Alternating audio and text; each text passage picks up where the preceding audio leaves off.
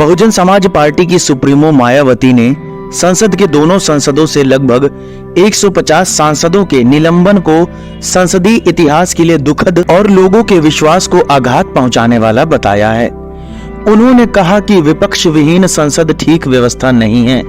उन्होंने कहा कि वहीं निलंबित सांसदों का राज्यसभा के सभापति और उपराष्ट्रपति जगदीप धनखड़ का संसद परिसर में मजाक उड़ाने का वीडियो वायरल होना भी अनुचित और अशोभनीय है।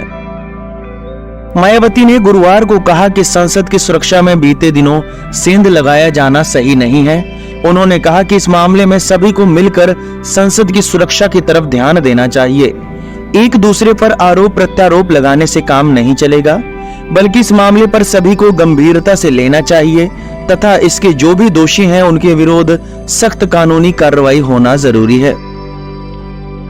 मायावती ने अयोध्या में 22 जनवरी 2022 को राम मंदिर प्राण प्रतिष्ठा समारोह को लेकर भी प्रतिक्रिया व्यक्त की।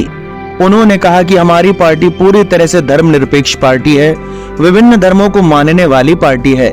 देश में विभिन्न धर्मों के अलग अलग पूजा स्थल हैं, जिनका हमारी पार्टी हमेशा सम्मान करती रही है और हम आगे भी करते रहेंगे।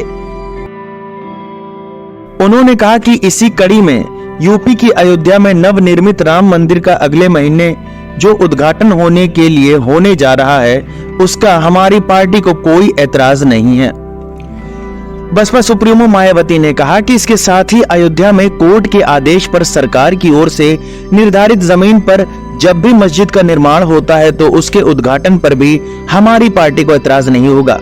अर्थात हमारी पार्टी सभी धार्मिक स्थलों का पूरा सम्मान करती है, लेकिन पिछले कुछ वर्षों में इसकी आड़ में जो राजनीति की जा रही है, जो घिनौनी राजनीति की जा रही है, यह बेहद धोखा और चिंताजनक है, जो नहीं होना चाहिए।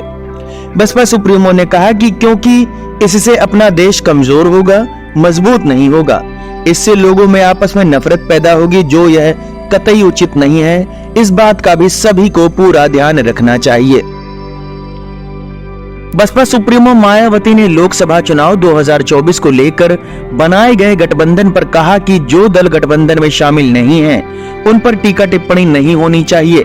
भविष्य में कब किसकी जरूरत पड़ जाए यह तय नहीं है, बाद में इससे शर्मिंदगी उठानी पड़ती है। मायावती के इन बयानों को लेकर आपका क्या कहना है, हमें कमेंट बॉक्स में जरूर बताएं।